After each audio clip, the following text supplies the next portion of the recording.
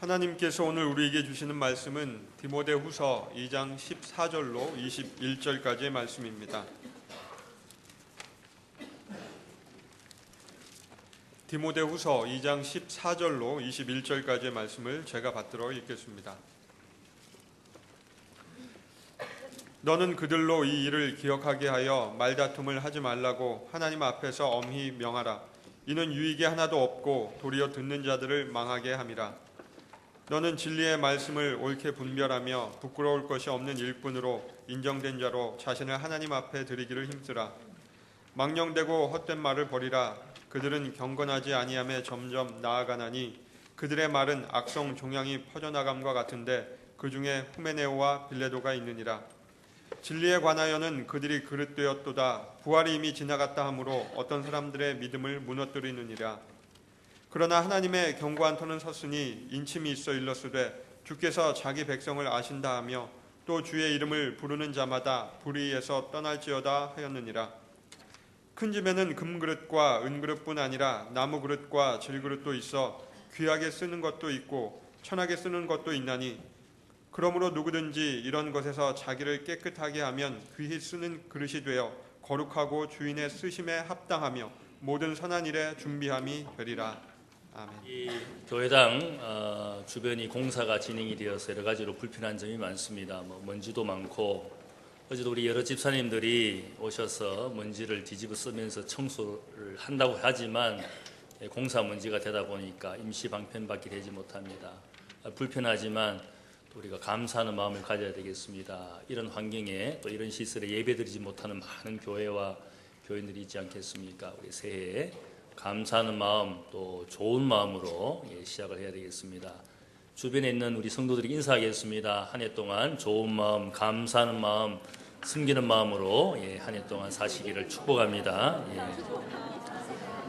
새해 첫 주일이 왔는데 불편한 마음, 원망하는 마음이 있으면 한 해가 별로 아름답지 못할 것 같습니다. 우리가 새해에 좋은 마음으로 시작해서 또 교우들에게 좋은 인상을 보여주면서 시작하면 좋겠습니다. 여러분의 가정과 일터가 한 해 동안 하나님의 은혜와 복으로 넘치시기를 축복합니다. 고맙습니다. 초등학생이지 싶은 남자아이가 네이버에 질문을 올렸습니다. 옆집 이웃집 여자아이가 자기 보고 자꾸 상남자다 상남자다 이렇게 말을 한다는 겁니다. 어린아이가 생각할 때 자기한테 쌍놈 같은 남자다 이렇게 말하는 줄 알고 이 아이에게 주먹을 휘둘러서 여자아이가 울면서 돌아가면서 하는 말이 자신은 욕한 게 아닌데 칭찬해 주었는데 자기를 때렸다고 울었습니다. 그래서 이 아이가 네이버에 질문을 올렸습니다. 도대체 상남자가 무슨 말입니까? 이렇게 글을 올렸습니다. 거기에 댓글을 다신 분들이 자신들도 상남자가 무슨 뜻인지 어떤 말에서 유래했는지는 모르지만 좋은 말이다 이렇게 대답을 해 주었습니다. 요즘에 상남자라는 말이 유행어처럼 사람들이 사용을 하고 있습니다. 어원이 불분명한 말인데 아마 어떤 분이 남기기를 방송에서 처음 사용했다 그렇게 댓글을 다른 것을 보았습니다. 여성스럽게 보이는 락 가수 김경호라는 분이 누가 자기에게 자꾸 여성스럽다고 이야기를 하니까 말하기를 나는 오히려 상남자다 이렇게 말을 시작해서 이 말이 퍼지기 시작했다 그럽니다.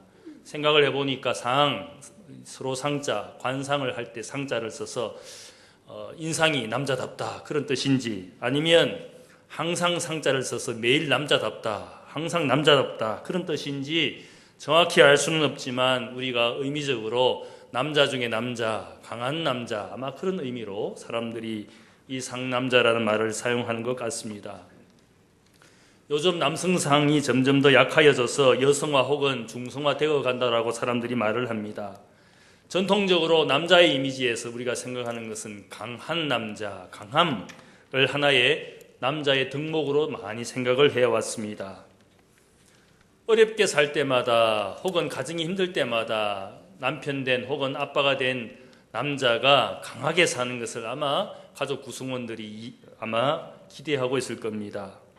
사도 바울은 고린도 교회 교인들이 여러 가지 문제로 어려움에 처해 있을 때에 고린도전서 16장 편지의 말미에 그들을 권면하기를 깨어 믿음에 굳게 서서 남자답게 강건하여라 이렇게 권면을 하였습니다. 아마 사도 바울의 의미는 어려운 환경에서도 여러 가지 교회에 처한 상황에서도 그리스도인들은 강한 남자와 같은 모습으로 이겨갈 것을 그들에게 부탁을 했습니다. 이 말의 의미는 단지 육체적으로 혹은 정신적으로 의지적으로 강한 남자가 되는 그런 그리스도인이라는 이 대라는 의미는 아닐 겁니다. 그 말의 의미는 아마 오늘 믿음의 아들 디모데에게 주는 권면과 같은 아마 의미를 담고 있을 겁니다. 은혜 안에서 강하라. 그리스도 예수 안에 있는 은혜 가운데 강하라. 이 은혜 가운데 강하라는 의미로 이 고린도 교인들에게 아마 권면을 하였을 겁니다. 은혜 가운데 강하라. 이 권면의 말씀의 의미는 제가 생각할 때 바울의 개인적인 경험에서 나온 그런 당부의 말일 겁니다. 사도 바울이라는 사람은 어떤 사람입니까? 20년 이상 복음의 전도자로 살면서 많은 스스로 당하는 많은 약함을 경험했습니다. 육체적으로는 자신을 늘 괴롭히는 지병이 있었던 사람이었습니다. 또한 복음을 전하면서 수많은 박해와 고난을 당했던 사람입니다. 고린도전서의 말씀을 보면 그가 복음을 전하면서 먹지도 못하고 자지도 못하고 많은 사람들로부터 괴롭힘을 당하고 심지어는 전도 여행을 하는 중에는 배가 난파되기도 하고 여행을 하다가 강도를 만나기도 하고 도적을 만나기도 하면서 생명의 위험에 시달렸던 죽음의 위험에 시달렸던 그런 일들이 한두 번이 아니었다. 그렇게 자신이 당한 약함을 그가 고백했습니다. 그러면서 한때 하나님께 매달리면서 자신의 육체의 병만이라도 고쳐달라고 일생 3번 주님께 기도하였다라고 고백을 합니다. 바울이 필사적으로 자신의 병을 고쳐달라고 하나님께 기도했을 때 주님의 음성이 그에게 들렸습니다. 그 말씀은 나의 은혜가 너에게 족하도다. 이는 나의 능력이 약한 데서 온전하여 짐이라. 이런 주님의 응답의 음성을 들었습니다. 그때 바울이 깨달은 것이 있습니다. 내가 약하기 때문에 하나님의 능력, 주님의 능력이 내게 머무는 것이구나. 내가 약하기 때문에 하나님께 의지하고 하나님의 은혜를 구하여 결국은 하나님의 은혜와 능력이 내게 임하니까 내가 강하게 살게 되는 것이구나. 이런 놀라운 신앙의 진리를 그가 경험했습니다. 그리고 유명한 기독교인으로서 그가 고백하는 역설적인 진리를 우리에게 가르쳐줍니다. 내가 약할 그때에 곧 강함이라. When I am weak, then I am strong. 내가 약한 것 같지만 그러나 하나님의 은혜와 능력이 내게 머물게 되는 것이니까 내가 결국은 강하게 살 수 있는 것이구나. 이 놀라운 진리를 그가 고백을 했습니다. 그래서 예수 안에 있는 은혜 가운데 강하라. 아마 이 의미는 자신의 개인적인 그런 체험과 자신이 깨달은 진리를 가지고 이 디모데에게 권면하는 말씀이라 할 수 있습니다. 바울은 고린도 교회에서 자신의 육신을 자랑하는 사람들을 만났습니다. 아마 유대교 지도자들 가운데 고린도 교회에 와서 아마 자신이 가진 지식이나 혹은 자신의 지위나 혹은 자신의 자격을 이야기하면서 육신을 자랑하는 사람들을 만났습니다. 그때 그들을 향하여 바울이 말하는 것이 있습니다. 나는 비록 자랑할 일이 있다 할지라도 나는 약한 것을 자랑하리라. 나를 위하여는 약한 것들 외에 내가 결코 자랑하지 아니하리라. 육신의 강함을 자랑하는 육신의 자격 혹은 지위, 지식, 신분을 자랑하는 사람들 앞에서 그가 말하는 것은 나는 결코 강한 것을 자랑하는 사람이 아니라 약한 것들만 자랑하겠다. 이렇게 그들에게 말해 주었습니다. 이 말은 진짜 약하게 사는 자신을 자랑하고자 하는 말이 아니라 자신이 약하기 때문에 하나님의 은혜를 구하여 산다라는 말입니다. 진짜 약하게 사는 것이 아니라 약함 때문에 하나님의 능력으로 내가 오히려 강하게 살게 되었으니까 그 사실을 자랑한다라는 말입니다. 저는 여러분들이 약한 것을 자랑하시기를 축복합니다. 가진 것, 있는 것, 누리는 것 자랑할 것이 아니라 내가 세상에 살아가는 연약함 때문에 하나님의 은혜를 구하여 사니까 그것이 진실한 기쁨이고 진실한 능력인 것을 여러분이 깨닫고 여러분의 약함을 자랑하시고 살아가시는 한 해가 되시기를 축복합니다. 인간은 약하지만 그러나 하나님의 은혜가 강하게 하여 주는 것이니까 아마 이 디모데, 특별히 목회하면서 연약하게 되고 낙심하고 있는 아들 디모데, 이 디모데를 향하여 은혜 안에서 강하고 힘을 내라는 말로 권면을 하고 있습니다. 은혜 안에 강하게 사는 것은 분명히 하나님의 축복이고 또 이것이 무엇을 의미하는지 오늘 본문을 통하여 같이 나누기를 원합니다. 은혜 안에 강하게 산다라는 뜻은 첫 번째로 하나님 주신 바른 은혜, 내게 있는 바른 은혜가 우리의 인생을 강하게 한다라는 뜻을 가지고 있습니다. 기독교인이라면 아마 우리의 입술에서 우리의 삶에서 은혜라는 말을 빼놓고 아마 말할 수가 없을 겁니다. 많은 분들이 하나님의 은혜를 내가 받았다. 하나님의 은혜가 큽니다. 그렇게 우리가 은혜를 많이 이야기합니다. 그래서 어떤 분이 당신이 가진 하나님의 은혜는 무엇입니까? 구체적으로 어떤 은혜를 말합니까? 그렇게 물어보면 그 은혜가 어떤 은혜인지 잘 대답을 못합니다. 구체적으로 은혜가 무엇인지에 대해서 말로 설명을 해보라 그러면 잘 설명을 하지 못합니다. 내가 말씀을 듣고 눈물을 흘리고 마음에 어떤 감동이 오면 그게 은혜다. 물론 우리가 그렇게 이야기할 수 있지만 구체적으로 그 은혜라는 것이 무엇입니까? 물어보면 잘 대답을 하지 못합니다. 놀라운 것은 은혜를 받은 사람이 은혜를 받았다고 말하면서 늘 믿음 생활이 혼란스럽게 살아가는 분들이 있습니다. 늘 혼란스럽고 영적으로 방황하고 때로는 자신의 감정과 기분에 따라서 신앙생활을 오락가락하면서 교회도 오락가락하면서 그렇게 방황하는 분들이 많지 않습니까? 그분들이 잘못되었다, 잘못된 삶을 산다 그렇게 말하려고 하는 것이 아니라 그분의 삶 자체에도 과연 은혜가 무엇인지, 내가 은혜를 받은 것 같은데 나는 왜 이렇게 연약하게 사는가? 아마 자기 자신도 혼란스러운 가운데 신앙생활을 하고 있는지 모르겠어요. 분명한 것은 하나님의 은혜가 어떤 것인지, 진정한 하나님의 은혜, 내가 깨달아야 될 하나님의 은혜가, 바른 은혜가 무엇인지를 깨달을 필요가 있습니다. 오늘 특별히 말씀을 보니까 하나님의 주신 은혜, 진정한 은혜라면, 값비싼 은혜라면 오늘 말씀을 보니까 디모데후서 2장 3절에서의 말씀을 보면 하나님의 은혜를 깨달은 사람, 은혜를 알고 사는 사람은 이런 세 종류의 일꾼과 같은 모습을 지니어야 된다 이렇게 말하고 있습니다. 첫 번째는 보니까 예수의 좋은 군사로 살면서 병사를 모집한 주인 하나님의 기쁨이 되어야 될 것을 바울이 이야기합니다. 그렇게 비유를 하고 있습니다. 두 번째는 마치 경기장에 경기하는 선수와 같아서 경기의 규칙을 따라서 열심히 경주해서 결국은 승리자가 되어서 승리자의 월계관을 얻어야 되는 것이 그리스도인이다. 하나님의 은혜를 받은 사람은 자신이 경기장에 나와 있는 달려가야 될 선수인 것처럼 그렇게 살아야 된다라고 말하고 있습니다. 세 번째는 또한 농부와 같은 모습을 지니고 있어서 농부를 하면 당연히 열심히 수고하고 땀을 흘려서 일해서 그 수확의 열매를 얻을 때까지 열심히 일하는 것이 바로 이 그리스도인의 모습이어야 된다. 하나님의 은혜를 받은 사람은 농부처럼 달려가야 될 선수인 것처럼 혹은 군사로 살아가야 될 군사의 의무와 책임을 다하는, 그래서 승리자가 되도록 일꾼이 되어야 될 것을 이렇게 비유하고 있습니다.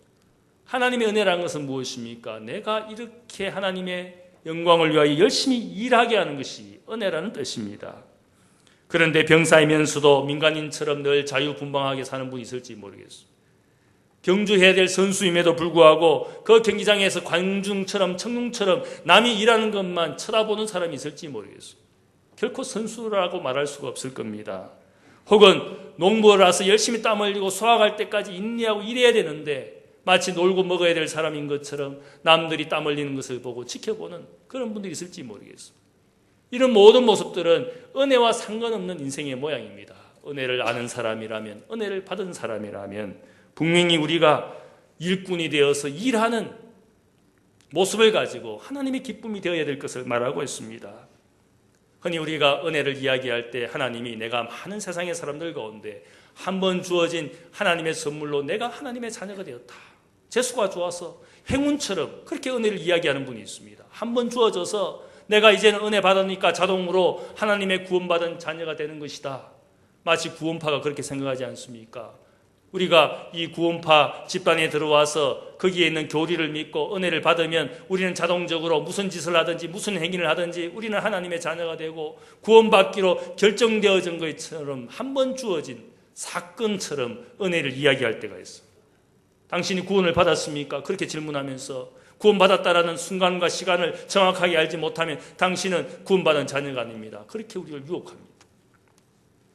마치 우리에게 행운처럼 주어져서 팔자가 달라지는 그런 은혜로 생각하고 사는 분들이 얼마나 많습니까? 그러나 은혜는 그런 것이 아닙니다. 한 번 주어져서 이벤트로, 그래서 주어져서 과거의 은혜를 이야기하고 지금은 내가 하나님 앞에 마치 은혜가 없는 사람인 것처럼 과거에는 열심히 살았고 열정이 있었고 봉사를 하였고 과거에 받은 은혜를 추억처럼 이야기하는 분이 있습니다. 지금에는 은혜가 없다는 것입니까? 결코 그렇지 않습니다. 은혜라는 것은 무엇입니까? 내 삶에 주어져서 매일의 삶에 계속적으로 은혜가 있는 사람이라면 은혜를 받은 그 순간부터 삶의 모양과 태도와 가치관과 인생관이 계속 바뀌어져 가야 되는 것이지 않겠습니까?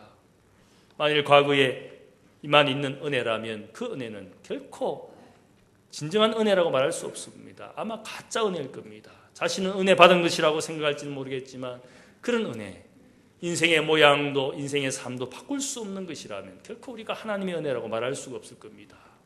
내 삶에 매일 주어지고 그 은혜의 능력은 오늘도 나에게 역사에서 나로 하여금 열심히 일하게 하고 구원의 완성이 이루어질 때까지 내가 하나님의 부르심에 합당하게 일하게 하는 그것이 하나님의 은혜라고 말하는 것이지 않겠습니까?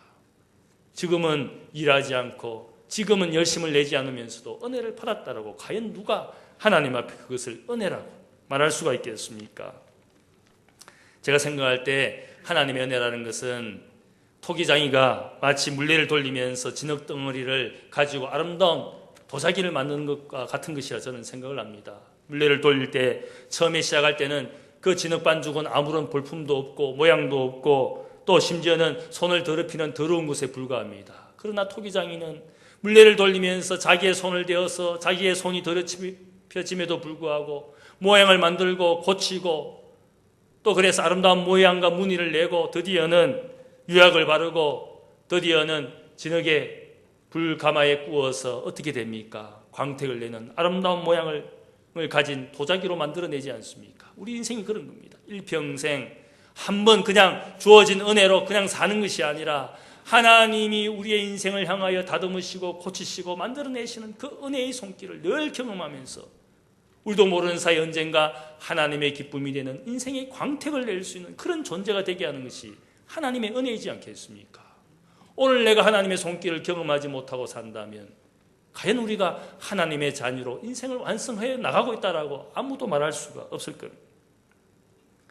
은혜는 인생에게 결코 우연처럼 던져져서 아무런 변화도 모양도 만들어내지 못하는 오늘 나의 모양, 아무것도 하지 않은 나의 모양을 핑계 댈 수 있는 것이 결코 하나님의 은혜라고 말할 수가 없을 겁니다. 보온헤프의 말에 의하면 그것은 값싼 은혜에 불과하다. 은혜를 은혜로 귀중하게 여기지 않는 값싼 은혜에 취해 사는 많은 그리스도인들이 세상에 있다. 진정한 은혜, 바른 은혜, 값비싼 은혜는 우리의 인생을 바꿔주신 줄 믿습니다. 그런 은혜를 알고 살고 있습니까? 하나님의 진정한 은혜는 우리를 병사처럼 충성되게 하고 선수들처럼 경기의 법대로 열심히 경주하고 있고 농부처럼 지금도 땀 흘리게 하시는 것이 하나님의 진정한 은혜라고 믿습니다. 그 은혜만이 여러분의 인생을 강건하게 할 겁니다. 값싼 은혜에 취하여 살면 우리의 믿음 생활도 인생도 약하게 될 겁니다. 진정한 은혜가 아니니까 그 은혜를 아무리 붙잡고 내가 은혜라고 말할지는 모르지만 그 은혜가 우리를 강하게 할 수가 없을 겁니다. 두 번째로 은혜 안에서 강하라는 그 말씀의 의미는 하나님의 바른 말씀이 우리의 인생을 지탱하고 강하게 해준다는 말씀입니다. 바울은 젊은 디모데가 목회하면서 많은 어려움을 당하고 있는 것을 잘 알았습니다. 그리고는 그래서 디모데 전서와 후서를 통하여 그에게 많은 권면의 말을 남겼습니다. 이 많은 권면의 말씀 가운데 바울이 말하는 핵심적인 권면이 있습니다. 그것은 진리의 말씀에 집중하라, 전념하라.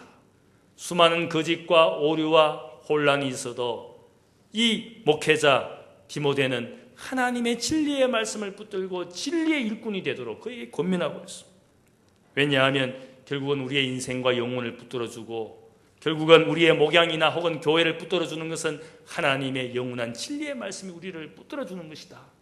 그래서 너가 진리의 말씀을 읽고 권하고 가르치는데 일생을 전념하라. 너의 인생을 하나님의 말씀에 붙들린 바 되고 하나님의 말씀에 집중하고 전념하라. 너가 해야 될 일들이 이 말씀을 붙들고 이 말씀을 읽고 가르치고 권하는 것에 너의 인생을 걸라라고 권면하고 있어. 사도 바울은 디모데전서 2장 4절에서 말하기를 이것이 우리 구주 하나님 앞에 선하고 받으실 만한 것이니 하나님은 모든 사람이 구원을 받으며 진리를 아는 데 이르기를 원하느니라. 예수가 모든 사람을 위하여 자기를 대속물로 주셨으니 기약이 이르러 주신 증거니라. 이를 위하여 내가 전파하는 자와 사도로 세움을 입은 것은 참말이요 거짓말이 아니니 믿음과 진리 안에서 내가 이방인의 스승이 되었노라. 바울은 이방 지역 이방인들을 위해서 진리의 스승으로 일하고 있는 자기 자신을 소개했어. 그러면서 믿음의 아들 된 디모데에게 말하기를 너도 진리의 일꾼이 되라는 말씀을 권면하고 있습니다. 오늘 본문 14절 말씀에도 그가 말하기를 진리의 말씀을 옳게 분별하여 부끄러울 것이 없는 일꾼으로 인정된 자로 하나님 앞에 드리기를 힘쓰라. 진리의 일꾼이 되기를 원했어. 왜 우리가 진리를 붙잡아야 됩니까? 여러분들이 아마 그런 가치를 믿지 않습니까? 결국은 진실의 힘이 승리한다. 진리가 승리할 것이다. 거짓은 잠깐 형통하고 사람을 속여서 흥황하는 것처럼 보일지는 모르지만 결국 우리가 무엇입니까? 역사를 통하여 우리 사회를 통하여 믿는 것이 뭡니까? 진실과 진리의 힘을 믿지 않습니까? 결국 진리가 이길 것이다. 대학생 때 제가 학생운동을 열심히 했어요. 데모에 열심히 참여했어요. 열심히 학생운동을 했던 이유가 하나 있었습니다. 왜냐하면 제가 진리와 진실의 힘을 믿었기 때문입니다. 그 당시 많은 사람들이 인권 탄압이나 많은 어려운 일들이 있었어요. 그래서 제가 열심히 데모를 한 이유는 그래도 진리와 진실이 이길 것이다. 그 사실을 제가 너무나 믿었기 때문에. 요즘 이념 논쟁을 하는 분들이 많이 있습니다. 그런데 그분들 가운데 제가 실망하는 것이 있어요. 진리와 진실을 보지 않으려는 그런 분들이 많이 있어요. 북한 정권을 마치 찬양하는 종북 논란의 중심에 있는 신은미 씨의 모습이나 혹은 북한 정권이 마치 민족과 민중을 위한 훌륭한 정권인 것처럼 그들의 이념에 동조하는 주사파나 친북, 종북파를 보면서 그분들에게 제가 실망하는 것이 있어요. 그들이 가진 세뇌된 이념으로 진실과 진리에서 눈을 돌려서 그냥 자신들이 정권을 차지하기 위해서 사람들을 선동하는 수많은 주장들을 보면서 거기에 보면 진실과 진리가 결여된 것을 보게 됩니다. 수많은 탈북자들이 세상을 떠돌고 있고 자유와 양식을 찾아서 이 땅에 들어온 세트민들의 존재가 그들의 눈에는 진리로 보이지 않습니다. 그들의 존재를 무시한다는 것이 무엇입니까? 그들이 겪고 실상과 고통과 고난 가운데서 자유와 양식을 찾아서 이 땅에 들어와 있는 사람들이 수만 명이지 않습니까? 그들이 말하고 보고 듣고 체험한 것들은 진실과 진리가 아니고 이념으로 세대된 그들의 주장이 진실인 것처럼 저는 그들의 모습에 분노합니다. 마치 남한 땅이 북한 땅보다 못해서 해방받아야 될 땅인 것처럼 해방을 부르짖는 그들의 모습을 보면서 이 땅이 저 북한 땅보다 못한 땅입니까? 왜 해방을 받아야 됩니까? 제가 했던 학생운동은 적어도 진리와 진실이 승리할 것을 믿었기 때문에 그 운동에 제가 참여하고 노래를 불렀습니다. 우리 승리하리라, 우리 승리하리라, 우리 승리하리라 그날에. 조한 바에즈의 이 저한 가수의 노래는 진리와 진실의 힘을 믿은 노래였어. 진실과 진리를 볼 수 없는 눈이라면 차라리 그 눈을 빼버려야 돼요. 그런 이념으로 사람들을 유혹하고 선동해가지고 역사는 저는 늘 믿습니다.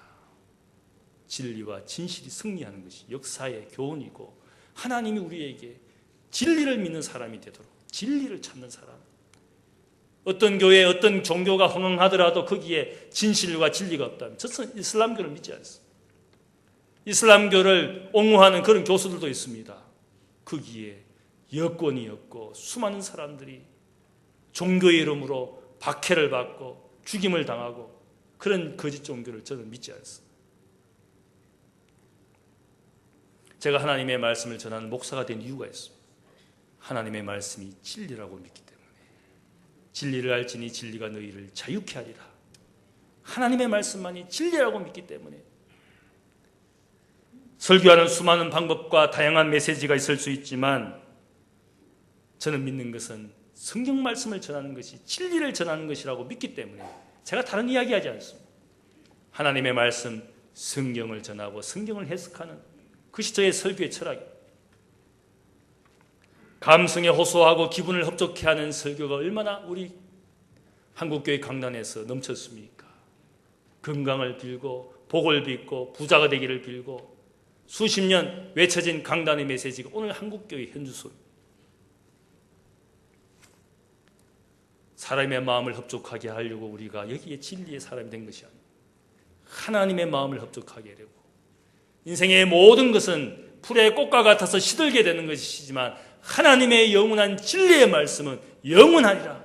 인생을 붙들어주고 영혼을 붙들어주고 교회를 붙들어주고 이 세상을 붙들어주는 것은 영원히 있는 진리의 말씀이라고 믿기 때문에 고리타분한 하나님의 말씀, 성경 말씀이지만 그 말씀만이 인생을 구원해 줄 영원한 말씀이라고 믿기 때문에 그 말씀을 전하기 위하여 제가 부르심을 입은 겁니다.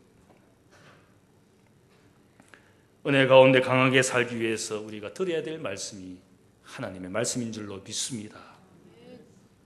진리의 말씀에 전념하라. 읽고 가르치고 근하고 내 생명과 영혼의 양식으로 삼아야 될 하나님의 말씀. 내가 진리의 스승이 되고 너도 진리의 일꾼이 되라.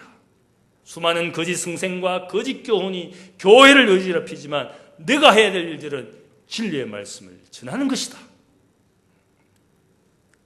바울이 디모데전서 6장 3절에 말하기를 누구든지 다른 교훈을 하며 바른 말씀, 우리 주 예수 그리스도의 말씀과 경건에 관한 교훈을 따르지 아니하면 그는 교만하여지고 아무것도 알지 못하게 되는 것이고 변론과 언쟁을 좋아하는 자니 이로써 투기와 분쟁과 비방과 악한 생각이 나며 마음이 부패하여지고 진리를 잃어버려 경건을 이익의 방도로 생각하는 자들의 다툼이 일어나게 되느니라. 이 말씀은 바른 말씀을 따르지 아니하면 결국은 사람들 사이에서 분쟁과 투기와 교만이 일어나고 그 공동체가 결국 다 무너지는 거예요. 인생도 공동체도 교회도 다 망하는 것이다. 한국교회 현주소가 왜 그렇습니까? 진리의 말씀을 따르지 않기 때문에. 지식이 부족해서 능력이 부족해서 한국교회가 이 모양이 된 것이 아닙니다.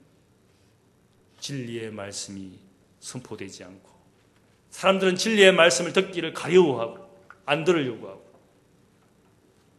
말씀대로 순종하고 살려고 하는 사람들, 우리에게 헌신과 희생과 이의를 요구하고 사랑의 수고를 요구하는 하나님의 말씀을 듣지 않으려는 이 사람들 때문에 교만과 투기와 분쟁이 그치지 않은 것은 사도 바울의 한마디는 하나님의 말씀, 진리의 말씀을 따르지 아니하면 당연한 것이다. 은혜 안에서 어떻게 강하게 살 수가 있습니까? 진리의 말씀을 따라 사는 것이. 교회가 첫 번째 해야 될 일들이 이 말씀을 듣고 말씀을 사랑하고 말씀대로 순종하기 위하여 자신의 시간과 에너지를 드릴 수 있는 사람, 거기로부터 양식이, 생명의 양식을 얻게 되는 것이고 그 양식을 먹는 사람만이 영적으로 강건하게 사는 줄로 믿습니다. 은혜 안에서 강하게 사시기를 축복합니다. 세 번째로 우리가 은혜 안에서 강하게 산다라는 것은 바른 인생의 목적이 인생을 강하게 한다라고 생각합니다. 바울은 교회를 어지럽히는 악성 종연과 같은 두 거짓 승생을 예로 들었습니다. 후메네오와 빌레도라는 두 거짓 승생이 그릇된 가르침으로 교인들을 미혹했습니다. 드디어는 그들이 주장하기를 부활은 지나갔다, 부활은 더 이상 없다. 부활에 대한 믿음을 가지고 있던 교인들을 미혹했습니다. 그때 19절에 바울이 분명하게 선포합니다. 하나님의 견고한 터는 서 있고 하나님의 인치심이 있어 일러스되 주께서 자기 백성을 아신다 하며 또 주의 이름을 부르는 자마다 불의에서 떠날지어다. 아무리 사람이 흔들어도 거짓 승생이 흔들어도 하나님의 견고한 터는 흔들리지 않는다. 하나님이 자기 백성들을 아실 뿐만 아니라 그 백성이 하나님의 영광을 위하여 불의한 삶에서 떠나기를 기대하시는 하나님이 믿는 자들을 향하신 기대가 있다는 말씀을 분명히 하고 있습니다. 바울이 계속 이 말씀에 권면하기를 하나님의 큰 집에 두 그릇이 있는데 귀하게 쓰이는 그릇, 천하게 쓰이는 그릇이 있는데 금그릇, 은그릇이 있는가 하면 질그릇 혹은 나무 그릇이 있는데 어떤 그릇은 귀한 것을 담아서 귀하게 쓰이는 그릇이 있고 어떤 그릇은 천한 것을 담아서 더러운 것을 담아서 천하게 쓰이는 그릇이 있다. 어떤 인생으로 어떤 그릇으로 살고 싶으냐? 당연히 우리가 하나님의 기대는 우리가 귀하게 쓰임받기를 원하는 인생들입니다. 어떤 재질로 만들어진 인생이냐, 그것이 별로 중요한 게 아니에요. 내가 어떤 환경에서 태어나고 어떤 상황에서 사느냐, 별로 중요하지 않습니다. 내 인생의 그릇에 아름다운 것을 담고 귀한 것을 담으면 귀한 그릇이 됩니다. 사도 바울이 자기 인생은 질그릇 같은 연약한 존재이지만 보배 대신 예수를 담아서 귀한 그릇으로 살고 있다는 사실들을 자랑했습니다.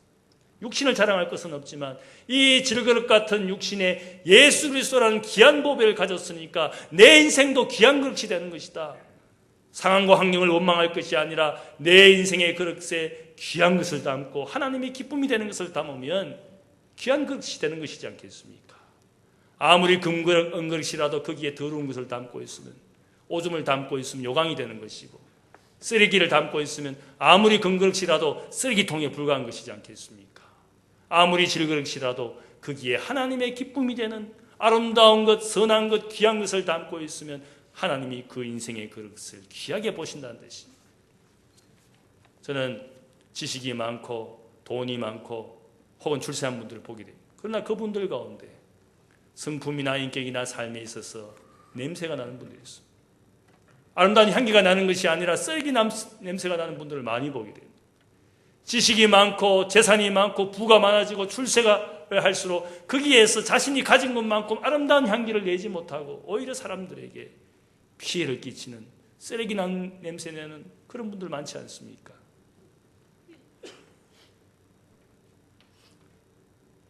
제가 몇 년 전에 미국에 가서 좋은 구두를 사가지고 왔습니다. 너무 좋은 구두이다 보니까 제가 아껴 쓰려고 신장이 그대로 놓아두고 2년 동안 신지 않았어요. 2년 뒤에 꺼내어서 이제 한번 신어보려고 했더니만 벌써 밑창이 다 사가버렸어요. 제가 그래서 하도 이상해서 구두방 아저씨에게 물어봤어요. 내가 이렇게 한 번도 신지 않고 2년 동안 모셔두었는데 왜 밑창이 이렇게 사갔습니까? 그분이 하시는 말씀이 구두도 신지 않으면 가만히 놔둬도 삭습니다. 특별히 우레탄 밑창은 그렇다는 거죠. 가만히 놔두면 빨리 삭는다는 겁니다. 구두방 아저씨가 저에게 진리를 이야기해 주었어요.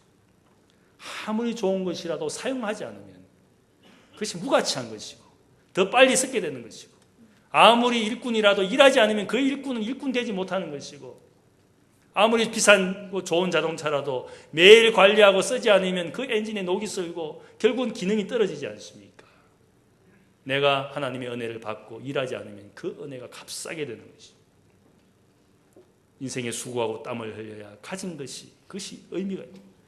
아무리 돈을 많이 모아도 내가 쓰지 않으면 그 돈은 내 것인 적이 한 번도 없습니다. 은행에 수백억을 갖다 놓아도 내가 한 번도 쓰지 못하고 죽어버리면 그 돈이 누구의 것이 되겠습니까? 제가 늘 하는 말이 있습니다. 내가 쓰지 않은 돈은 내 것이 된 적이 한 번도 없다. 쓴 것만큼만 내 돈이었지 인생에. 내가 쓰지 않고 죽은 모든 돈들은 한 번도 내 것이라고 나만 생각했지 결코 내 것이 된 적이 없어. 내 인생이 쓸 수 있도록. 하나님의 경제 법칙이 무엇입니까? 하나님 나에게 쓸 것을 채워 주옵소서. 기도하고 구하는 제목이 뭡니까? 내가 쓸 수 있도록 하나님 나에게 채워 주십시오. 쓰지 않고 모으기 위해서 구하는 그 모든 인생에 구하는 것들은 헛된 것이죠. 하나님의 경제 원칙은 내가 이웃을 위해서 섬기도록 하나님 쓸 수 있도록 나에게 채워주시면 내가 더 쓰겠습니다. 쓰도록 하나님이 채워주시는 것이지 내가 모으도록 우리에게 주시는 것이 결코 하나님의 경제 법칙이 아닙니다. 일하도록 은혜를 주신 것이고 쓸 수 있도록 돈을 주신 것이고 일할 수 있도록 섬기도록 나에게 건강을 주시고 재능을 주시고 지식을 주시고 지위를 주신 것이지 그 지위 가지고 나의 욕심을 채워간다면 그것은 결코 하나님의 기쁨이 될 수 없는 줄로 믿습니다. 하나님은 우리에게 인생의 고상한 목적을 가지도록 기대하고 있습니다. 고상한 목적을 가지고 사는 사람만이 그 인생이 강건합니다. 인생의 목표가 더 큰 아파트, 좋은 자동차, 돈 수백억 가지는데 늘 생각이 그것밖에 없는 분들이 있어요. 인생의 돈을 가지고 할 수 있는 일이 그것밖에 없습니까? 우리의 인생에 고상한 목적을 품고 사는 것만큼 하나님이 우리의 인생을 강건하게 하실 줄 믿습니다. 내가 좋은 인생의 목적을 가지고 고상한 목적을 가지고 살 때 하나님이 우리의 인생을 영육간에 강건하게 해주시는 하나님이신 줄 믿습니다. 여러분이 은혜 안에 강한 한 해가 되시기를 축복합니다. 바른 은혜를 알고 바른 비전과 목적을 가지고 그리고 하나님의 진리의 말씀, 바른 말씀을 가지고 산다면 여러분이 영육간의 한 해가 강건하게 사시는 한 해가 될 줄로 믿습니다. 이 은혜가 여러분에게 넘치시기를 주님의 이름으로 축복합니다. 기도하겠습니다. 사랑의 아버지 하나님, 감사합니다. 은혜로 시작하고 은혜로 사는 인생입니다. 하나님 아버지, 이 은혜가 우리에게 값비싼 은혜가 되기를 위해서 수고하고 땀을 흘리며 인생을 주님 안에서 완성해 가기를 원합니다. 우리가 때로는 우리의 가정과 형편이 부족하지만 부족하기 때문에, 약하기 때문에 능하신 하나님께 의리하며 그 은혜를 구합니다. 은혜로 살게 하여 주옵소서. 인생이 비록 천하게 보이는 그릇일지라도 하나님 아버지, 아름답고 선한 내용을 담고 보배 되신 주님을 담고 하나님의 영광이 되는 귀한 그릇으로 우리의 인생을 인도하여 주옵소서. 그런 가정과 일터, 그런 교회, 이 땅이 되기를 원합니다. 진리가 승리하고 진리를 지켜가는 저들 모두가 되기를 원합니다. 하나님 함께하여 주옵소서. 감사하며 예수님의 이름으로 기도하옵나이다. 아멘.